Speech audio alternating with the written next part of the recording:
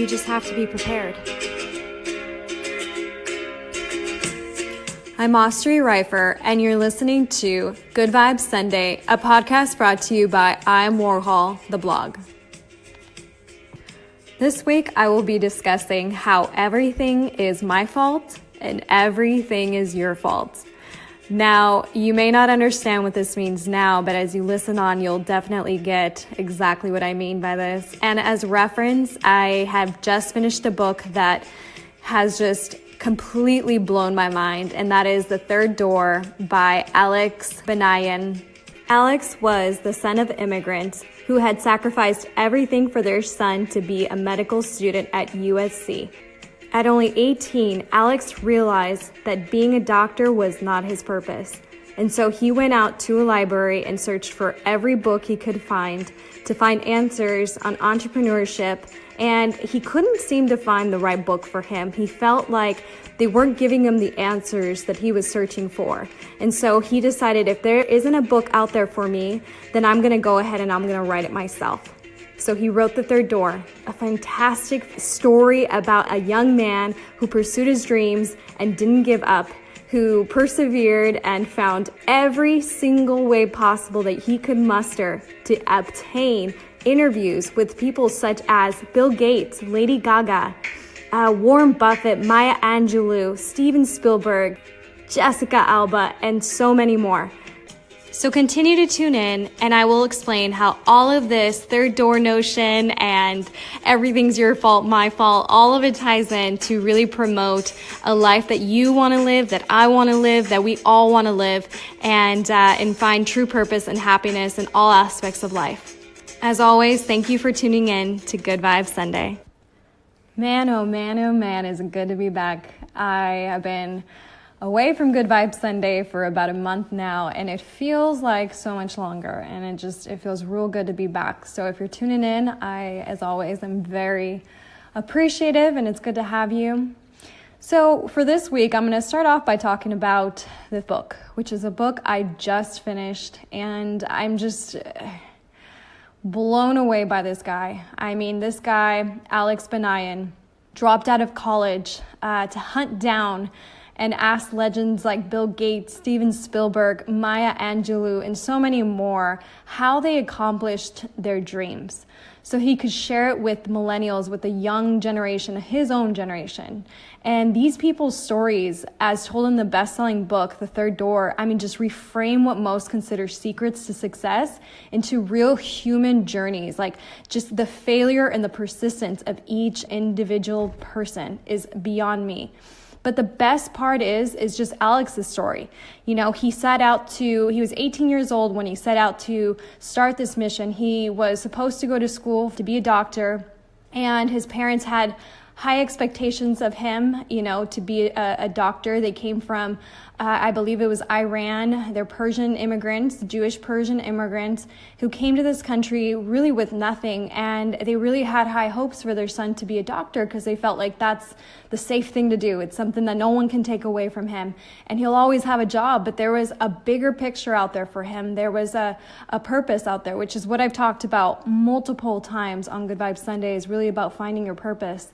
And I'll go deeper into that later, but Alex at 18 realized that his purpose was to be an entrepreneur. And so he went to a library and searched for answers of basically these people that he sought out to later actually interview. But he wanted to know what really made these people successful. What was the juice behind it all? And so he said he couldn't find the right book. It was always either separate books that kind of had scrambled answers, or he just couldn't find the book that spoke to his generation. So he felt like, if I can't find that book, I'm going to write it myself. And so that's exactly what he did. At 18 years old, he describes himself as naive and kind of silly, and said, I'm going to go and interview all these guys, all these people, women included, who are uberly successful and are masters at what their, trades are. So he thought it would be a lot easier, and it really wasn't. It took him about 7 years to actually complete the book and go on this mission. And what I love about the book is that every time he presented this whole idea to each individual, he didn't present it as a book. He presented it as a mission. So he was on a mission to get each person that he had written on a list, which included Lady Gaga, Jessica Alba, Spielberg, etc., he had him on a list and he presented to each and every one of them that he wanted to interview. He said, look, I'm on this mission. I'm going to interview all of these people and I'm going to present this knowledge, these secrets to my generation. And everybody who basically was presented with the mission was, just blown away by it, by this guy's persistence. But it wasn't always that easy. So you have to tune into the book, because I'll go into it deeper a little bit, but you have to read this book. It's incredibly inspiring. I always tell Adam is anytime I want something or I want to achieve something, I always say I got to look at, the best of the best. And that's the way it should be with anything. You want to see people who have already done it beyond your own expectations of what you can do for yourself, because you want to learn from these people. So that's exactly what he did. He reached out to these people who had mastered and are legends in their trades. And so what's really inspiring, though, is his story. And I feel like his story, just together with everybody else's story that he interviewed, just really shows the human factor, because I feel like it applies to every aspect of life, not just entrepreneurship. I feel like a lot of the lessons in this book just show you how to be a good human being, just in general, how to be courageous, how to... Actually, he even talks about the difference between fearlessness and courageous. There actually is a difference. But there's just so many lessons that apply to love, to family, to parenting, to just every facet of life. So I really encourage you, if you have the time, if you're itching for a book, definitely get The Third Door. All right, so now you're probably wondering, what does the third door mean? So the third door, the way that Alex describes it, is that there's always three ways in. And this could be in any aspect of life. But especially when you're trying to be successful at something, there's always the three ways in. And society always pushes us to believe that there's only two ways in, which is, the first one is, he describes it and kind of compares it to a club. So a nightclub. So you ever see where you go to a nightclub and you always see that line that just wraps around the building and people are just lined up waiting to get in, waiting for their turn. That's one way in. The second way in is the VIP door. And that door is for celebrities. It's for high-end clients. And the way he describes that is basically you're born into it. So it's just like life.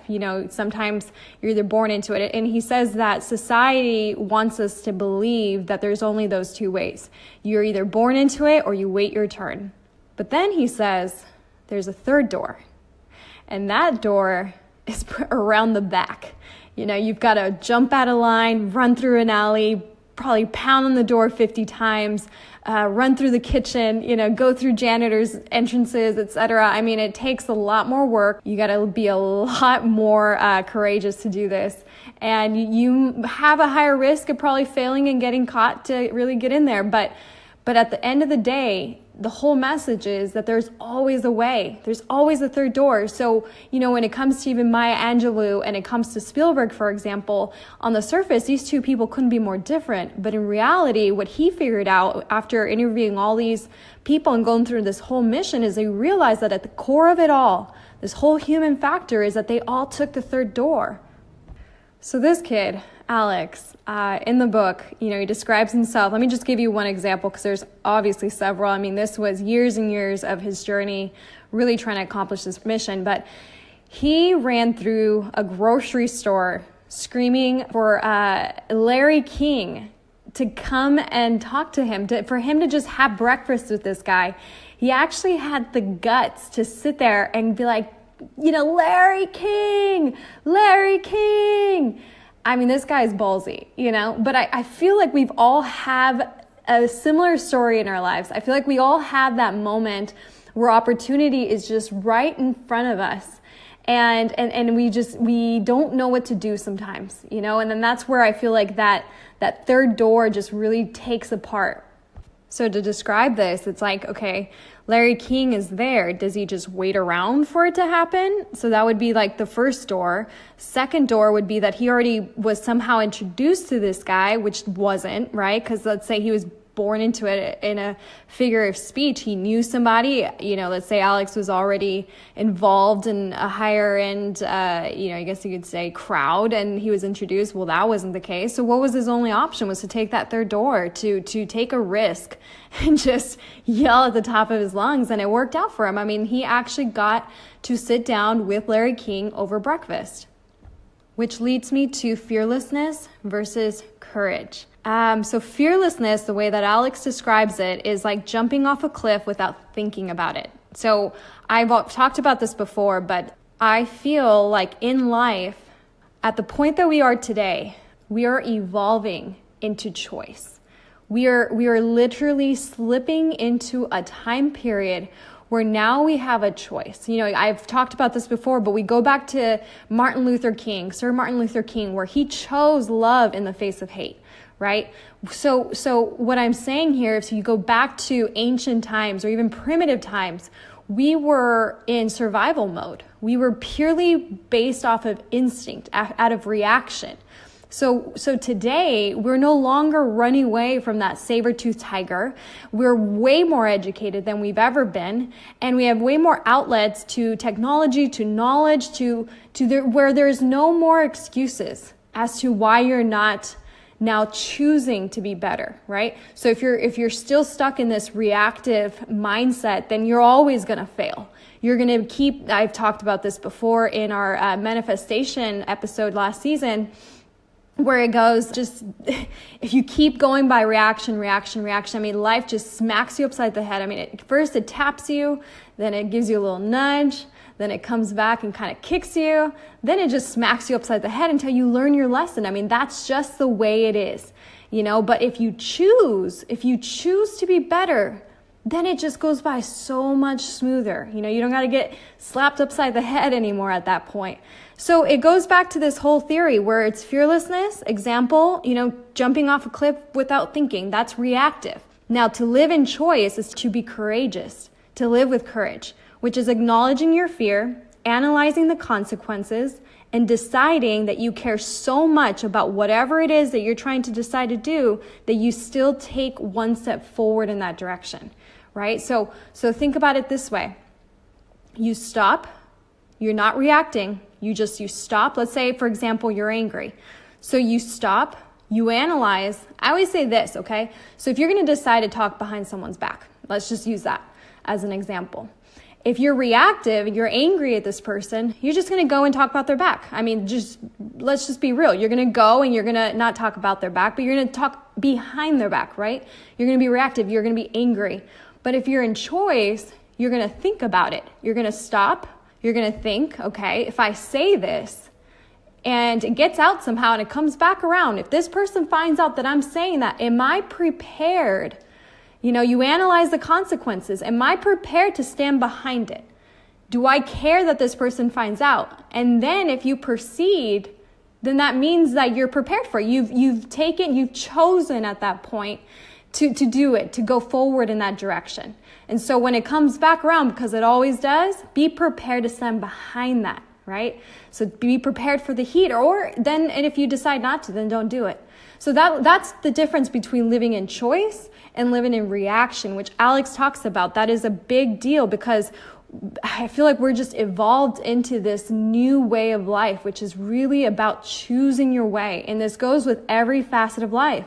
Whether it's in love, whether you're angry at your spouse, when you want to just yell at the top of your lungs. Adam and I have gotten into pretty heated arguments. Let's be real. And this is something that we've been practicing. It doesn't happen overnight, but it's just about acknowledging whatever emotion that you have and accepting it and then analyzing. If I do this, am I okay with the consequences? If I move forward in this action that I'm feeling, this reactive action, are the consequences something I can live with? And let me tell you, this is something that's really hard to do. If it was easy, we'd all be perfect. So no one is ever going to be perfect at this, but the more and more aware that you become, the easier and easier it is to acknowledge when these feelings have come on and how fast it is that you want to react. And once you're aware of that, you're able to actually slow it all down and actually choose, analyze it and choose whatever you want your outcome to be. So to tie this all in, I would love to give another example.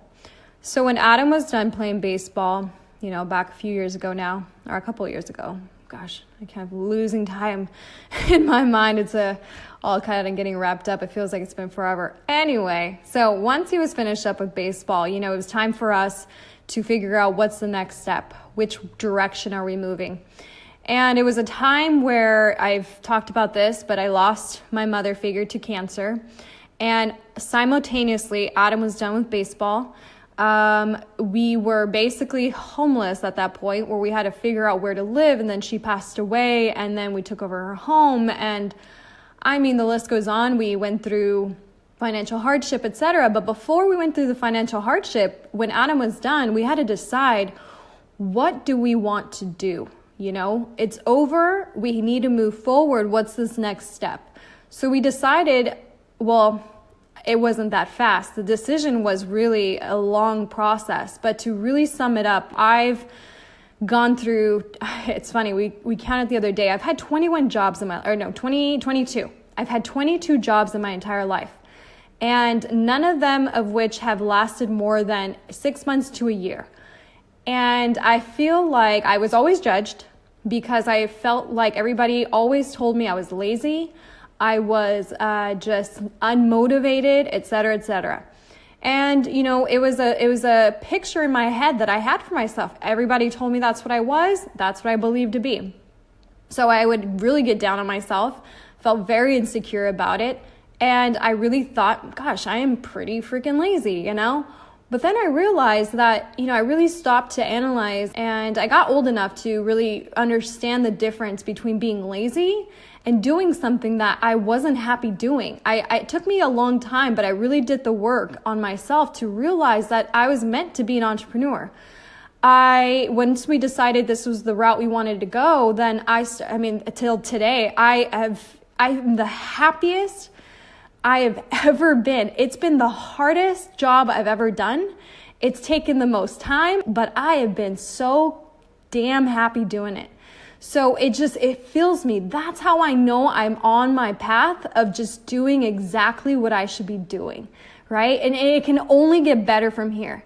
Because it's just with this passion that's inside, this fire that I have inside of me, it's never going to go away.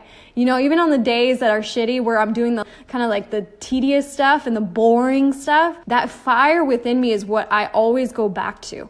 Why I started this. Why did I begin this? And I go back to that notion of, why did you start, Austria? And then it pulls me through every time. And I know it's just all part of the process. So going back to this whole theory about fearlessness and courage is that when Adam and I first started, everybody told us, go get jobs. Go right now. You guys need to go get a job. Austria, you've been working in real estate for a long time, doing all the paperwork. I've worked in offices, corporate, you name it, I've worked it.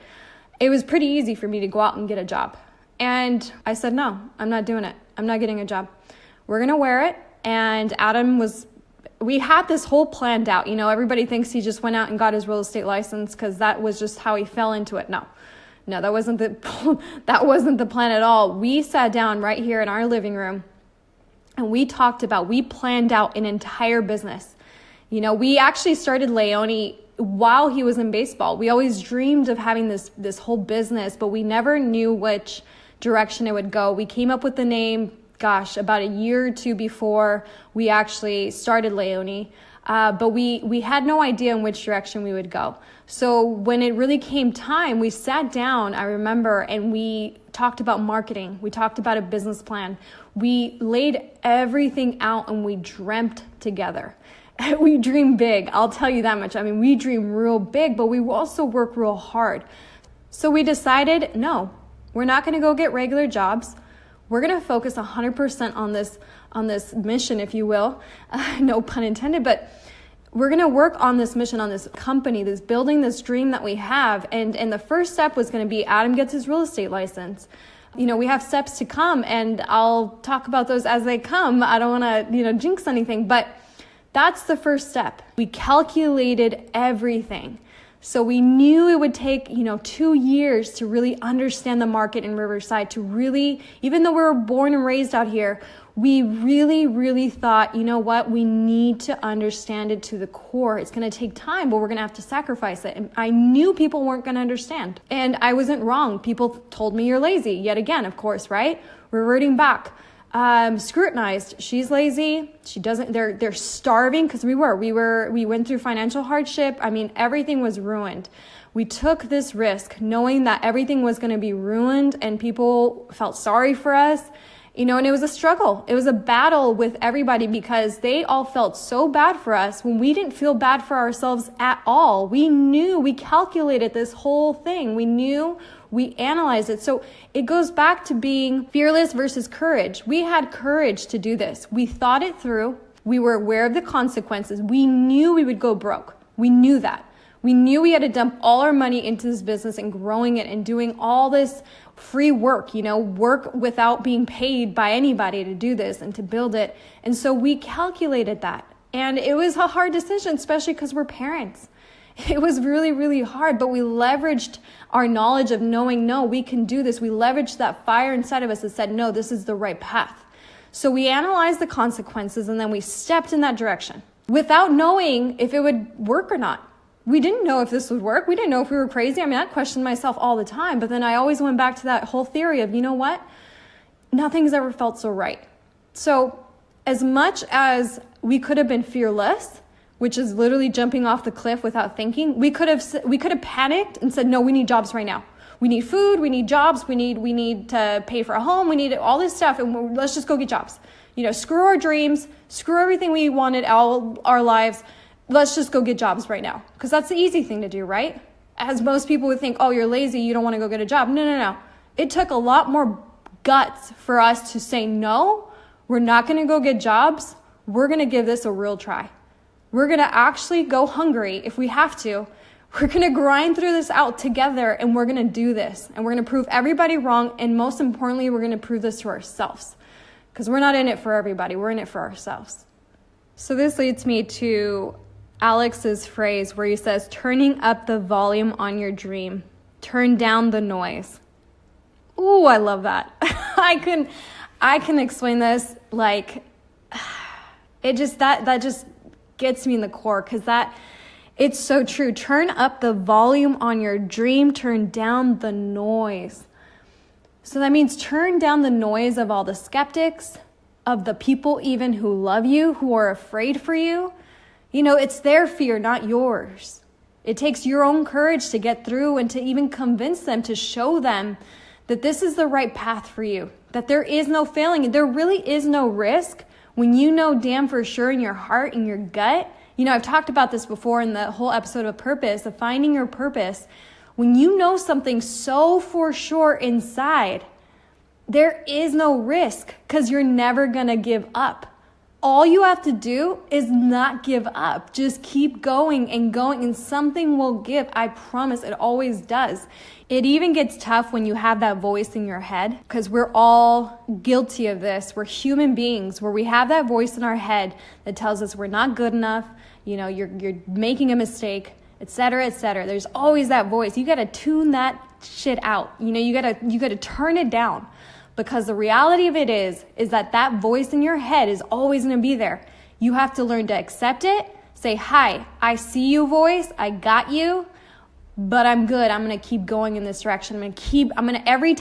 Every single time that I've taken a risk, or that I've done something that makes me super uncomfortable, especially as a woman, I've gone into situations where I've sat with men even to try to, get deals, or to reach out to people that are other entrepreneurs who are men. And it's scary. I'm not going to lie. I'm a woman. Like, I feel sometimes like I get a little uneasy or afraid. Like, what if they reject me? What if they don't respect me? Which has happened. I've been talked to. I've stood there with Adam, talking to men where they're only looking in his direction. They don't speak to me. So it instills a little bit of an insecurity. So what I do now to help me get through that is I acknowledge it. I don't try to fight it. Even Alex talks about this. I believe he says it with fear. So he says, accept it. Agree with it. Hey, I got you. I got you. anxiety, or I got you fear, or I got you insecurity. You're there. I get you. It's cool. Anybody should probably be insecure in my position. I got it. It's there. And just move through it. Move with it almost, right? Don't move against it. Don't push against it. Don't argue with it. It takes way more time and energy to do that. Just accept it, and every time you do it, but like he describes it as magic, and I would say the same thing because it's funny. He talked about this, and I've done this forever now, and it really works. The moment you agree with whatever bad feeling you have inside, just agree with it, and something just triggers in your head. It just like moves you like, all right, it's good, you got it, and then you move in the direction that you're hoping to move into. Going back to this whole thing about turning down the noise of others, especially, sometimes the people who love us the most, they just don't understand because they let their own fears get in the way of our own dreams or our own perceptions or whatever it is. So it fogs our mind. It puts a lot of pressure and expectation on us. And I'll give this example with Adam, for example. I grew up with a family of entrepreneurs. My mother started a record store when she was very young. She came from a foreign country. She was an immigrant at 17 years old. She started her record store in LA at 18 years old. And I spent my days there. My father was the same way. He started a body shop and was very successful at it. And so I grew up with parents that really just took risks all day long, all the time, hustling and grinding. I mean, we'll get into this on another episode, but I raised myself. Like I would walk home from school by myself, 5, 6, 7, 8, all through elementary school, middle school, and I'd open my own door. I'd cook my own lunch or dinner, and just wait till they got home. I took care of myself. So really, I grew up very independent, very different than Adam. Adam grew up in a blessed home. I always say, his parents were amazing. Like his mom was stay-at-home mom. She cooked some dinner. Every day, just really good parents. And his dad was more of an entrepreneur. He is a contractor of 35 years plus. But his dad is a little bit more weary. He's different. He's not very much of a risk taker. So when it came to us changing this path that we were on from baseball to being entrepreneurs, they freaked out. And they put a lot of pressure on Adam, and they were very afraid for him. And this isn't to say they don't love him. Of course they love him. They were freaked out because they loved him. But at the same time, that fear really fogged Adam. So I had to push Adam tons, arguments almost. And I feel like when we're born with a soulmate or somebody, I feel like every person in our life is here to teach us something. Whether it's to teach us how to be a better person, whether it's to give us options of which choices to make, whether good or bad, they're always here to teach us. They're here to test us. So I feel like I was placed here to push Adam, and I push him so much. And so I pushed until, because I knew that was in him. Everybody from friends to his family to whatever, they always thought to blame me. This is Austri's dream, or Austria wants to flip homes, or Austria wants to do this. It's not you. You should go out and get a job, Adam. You should just do this. So I was always the bad guy because I was pushing Adam, and it seemed that way. But Adam and I have talked about this for years. We've literally, our first date, sat down and talked about homes and renovating them. We have a true passion for this. That's no joke. Like, it's evident. So it's funny to see just how people perceive, it's just the blame is always put on someone else because they can't perceive it as their own son having this entrepreneur spirit because they don't understand it, So it was very scary. And now that we're more successful and we're moving along, I think that maybe now they probably see it a little bit better. I really don't know for sure, but Adam has just really blossomed in the past 2 years, really. And I see him growing, and I love the relationship between the pull and the push. And just that's really what this whole journey is about as humans. I feel like we all are here to help each other in some way. And that's what the third door is about. He talks about how the relationships between people and how the love really, because for Maya Angelou or anybody to sit down with this guy and give an 18-year-old a chance, it just shows that people really do have the will and the desire to help each other, because I feel like at our core, the answer is always love. So let's go back to Alex Banayan and the third door really quick. And something I kind of want to highlight is how this guy really got started. And, I believe it was the question that rose in his head where he said, how did Lady Gaga, without having a single out there, a single hit or anything, how did, Lady Gaga, Spielberg, how did these people, without having any true, they had talent, but a lot of people have talent. He says, it's like, how did these guys or women just rise into this stardom, into this legendary position? And what he realized is that each one of them took, obviously, the third door. They all grinded in their way inside, and they actually had an inside man. They found the person that could connect them and to just really getting in. So he talks about that a lot, but he also, when he had this question, he said, all right, well, how am I going to fund this book? At 18, he didn't have any money. So he's like, how am I going to fund this thing? So he was, it's like a long story short, but he was on Facebook one night when he was supposed to be studying for finals, and he found this ad where it said, we're giving away free tickets to The Price is Right, the show on TV. So this guy literally figured in his head, if I go on the show, I can win this thing, and I could, win a boat or whatever, which is what he did. He ended up spending that night that he was supposed to be studying for finals, studying about how to hack The Price is Right, because he'd only seen the show like once or something like that, so he didn't really know how it worked. This guy literally goes on the show, wins a boat. He wins the whole thing basically, and ends up selling the boat and, using all that money that he won to basically fund this mission, which is really what got him in the door to begin this whole mission. People just died over that story. They kept they're like, tell it again. How did you get in? Oh, I sold everything that I won on The Price is Right. So people really do appreciate the grind, is what I've realized. What he realized is that people, a lot of times people hold this shame of how they got to the top. People actually rather hear the story about how you got there versus why you're up there already. You know what I mean? It's like somebody being born into it. No. I want to hear how you got there. It's more interesting to me, all the grind and the hoops you had to jump through, that you really had to kick ass to get to where you are. So what I want to relate this to is just social media. Everybody has this perception that everybody's life is perfect, and it's not at all. I've yet to meet the person where I've seen their feed and it looks perfect, and then I meet them in life and I kind of am like, you're not like what you like, and it's okay. I'm not judging. It's normal. It's all right. I actually respect them more for it, So understanding that what we see as people's highlights isn't real life. There's always something behind everything. There's always going to be a grind to the point where people have gotten to, right? So when you see that people are at the top, they've either been born into it or they have actually grind their way up there. And that's the story that needs to be told. That's the stuff that people could relate to.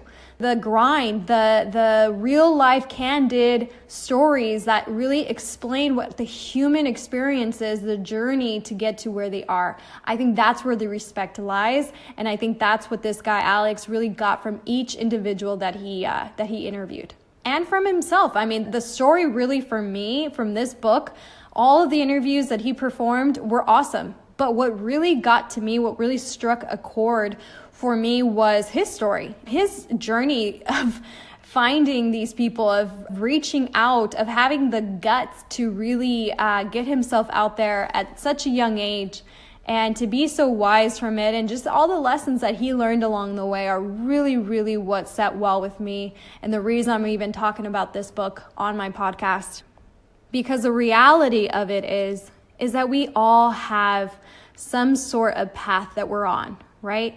You can say, oh, well, Austri, this whole podcast isn't for me because I'm a stay-at-home mom, or I do work a 9-to-5 job. I'm not an entrepreneur. It doesn't matter. It doesn't matter, because the lessons that he learns in this book, which are beyond just entrepreneurship. He talks about his father passing away. He talks about friendship. He talks about parents, his parents. There is something in this book for everybody, because if you take these lessons If you see them for what they are and you strip them down to their bare bones, the way I mean, that's probably my motto. I've talked about that a million times. Strip it down to its bare bones. When you take the lesson and you strip it down, then you'll see that you can actually relate these lessons to every aspect of your life, whether it's love, whether it's parenting, whether it's work, whatever it is. You can really strip these down. And at the end of it all, to me, it comes down to empathy. Empathy is really the pathway to love. I'm going to go back to this whole thing of choice and reaction. You can choose to be empathetic, okay? You can choose to empathize with your kids. You can choose to empathize with someone you're selling something to. The moment that you step outside of your own ass and you put yourself in their shoes, okay? The moment that you step into their shoes, everything changes. The moment that you realize what are their needs, why are they here? What are they so afraid of? What are they not afraid of? What do they love about this place? What do they love about that candy they're trying to eat? Like, empathize with these people. And then everything changes, because then you're coming from a place of love. Then you're coming from a place of choice. Now you're choosing to empathize, and everything, therefore, is more clear. But when you're reactive, then you go by the ego, okay? You go by the ego. You go by how you were conditioned, which is what leads me to the way you were brought up. Not everybody was brought up perfect. Even if you think you were brought up perfect, it wasn't good.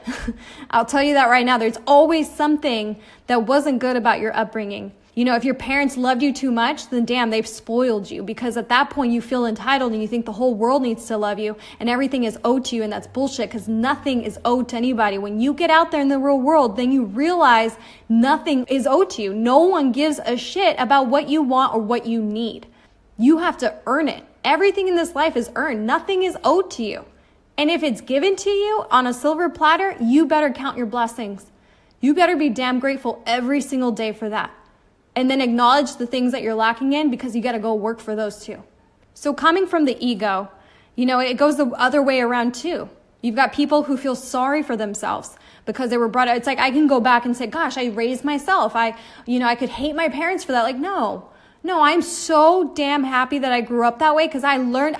And is this like something that I just woke up one day and it's like, oh, I'm so grateful that I grew up that way? No, hell no. I remember being 18. I remember being young and thinking, gosh, I had such a shitty upbringing or whatever it is. But then compared to what? There's people out there that have it way worse than I do in different countries who are being, slaves or whatever they are, being trafficking. There's traffickings. There's so many people that have it way worse than I do, and I'm sitting here complaining because mommy and daddy were working too much and I had to feed myself. No.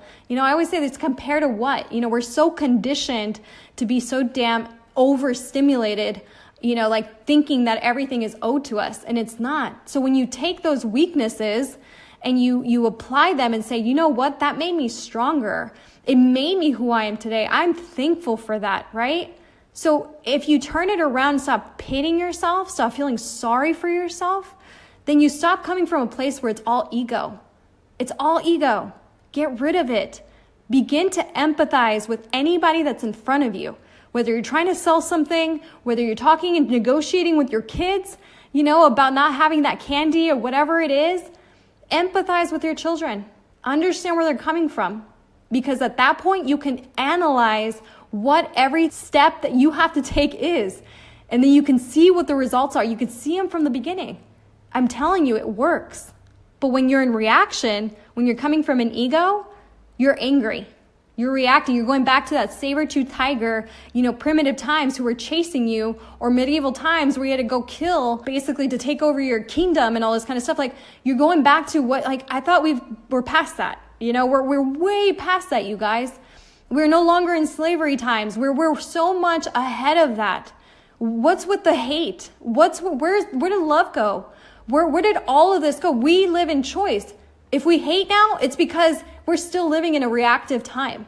We're living out of instinct, basically these animal instincts where we just want to survive because we're so scared. Hate comes from fear. Hate comes from fear. Fear of someone taking over something, fear of someone being better than us, fear of not making enough money, whatever it is, that all comes from fear. It comes from hate, of losing power, So when you are in choice, you go by love, and there's no losing in love, ever. You can't lose in love. You never can. I mean, it's impossible, because at that point, you're empathizing with people. You're stepping outside of yourself, and you're saying, what is this person feeling? And once you do that, you begin to understand the other person. And then what follows is your reactions are no longer existent. Now you're just choosing to be better. You're choosing to be nicer to that person, or you're choosing not to be nice, whatever it is. I'm telling you, it doesn't mean like I'm sitting here saying, oh, everything's rosy and peachy. No. But understand that you have the responsibility to analyze what the consequences are of your actions. Everything's your fault. Everything's my fault. So let's go back to that. The title of this podcast is It's Your Fault, It's My Fault. If you live in reaction, that's your fault. If you live in choice, then whatever choices you are making, if you have time to analyze them and you're actually living in choice, whatever those consequences are, they were your choice. So it's your fault. If something goes wrong, it's still your fault, right? If something goes right, it's your fault. It's a good thing. So going into another idea that kind of ties right into everything's our fault, I want to talk about luck, because Alex talks about this, where he talked to Angelou, which is basically the president of Microsoft. And honestly, I can't even go into this whole story. You have to read the book. But this man's story is remarkable. Angelou is the person that I'm talking about that Alex interviewed, and he's actually the president of Microsoft. And you've got to read his story in this book. I mean, it's incredible, just the circumstances that he survived past to get to where he is. When Alex asked him, what is your idea of luck? What is your perception on luck? And Angelou described it the same way that I described it in one of my podcasts, because I got this whole thing about basically luck isn't the way that most people perceive it. Luck is when preparation and opportunity meet, which is something that I got from Oprah Winfrey. So Angelou describes it in a variation of the same thing. He says, luck is like jumping on a bus. The buses will keep coming. So the opportunity is the bus, and opportunities are endless. They will keep appearing and appearing and appearing. But whether or not you are prepared to get into that bus, so if you have the right ticket or fare or whatever it is what depends on if you're actually going to get on, right? So if these buses keep coming and coming and you're not prepared, you haven't gotten the right ticket or the right fare, you're never going to get on any bus. They're just going to keep on passing by. And that's why I say that it's our fault. If we're not preparing ourselves for these opportunities, then when they don't happen, most people are shocked and they're like, oh, why didn't that happen? Or, oh my God, poor me. Like, no, you weren't prepared for it. And don't worry, it's going to come again. Maybe not exactly that opportunity, but different ones will always present themselves. You just have to be prepared. Most people live in fear. And I always say the biggest fear on this planet is uncertainty. Alex even talks about this. He says that uncertainty is like a muscle. Oh, I believe it was the founder of Dropbox. I'm sure you know what Dropbox is. Dropbox is a pretty big deal, this guy. And he told him, uncertainty is just like a muscle. So when you begin to step in a direction of uncertainty, which entrepreneur is uncertainty. I mean, there is no middle ground. Like if you're an entrepreneur, you're living in uncertainty every 100% of the time. So what this is he says, it's like a muscle. You go to the gym, you go to work out. You have to start with your dumbbells that are, a little lighter right when you're starting. And then you begin to add weight and weight and weight. And he says that when it hurts, when you're in pain, that you're going up a weight class. So that's a good thing. You know that it's time to go up a weight class because you're in pain. I mean, it hurts. You're ripping through those muscles. But if it hurts too much, if you pull a muscle, then you've gone too far. Then you're beyond your weight limit. So you need to take it back down. Go down in weight. And then you go back and you build your way back up. So what this is basically saying is that if you are an entrepreneur, if you're trying to start a business, if you're doing anything that involves uncertainty, understand that there's always going to be baby steps. It's not a one and done. There's always going to be baby steps that you're going to be taking to get to that, and you only get better and better and better, just like a muscle. It doesn't happen overnight. You can look at somebody and be like, oh man, they're so buff. Well, guess what? They went to the gym, and they diet every single day, and they worked their way up through the weight classes. It didn't just happen overnight. But most people live in fear, especially fear of uncertainty. And I'm going to go back to what Adam and I went through. We went through tough times, and there were so many situations in our business that took a lot of guts, a whole lot of uncertainty, and us deciding that that's in the direction that we wanted to go. So we made the choices to take us in that direction. And I remember family members being so afraid for us. And what I always said was, everything is my fault, okay? So if I say that it's my fault, don't worry about me. If everything fails, it's my fault, right? Because if you come from that place, you no longer have excuses. So if everything does fail, then there's only learning that happens versus self-pity versus why did this happen to me, right?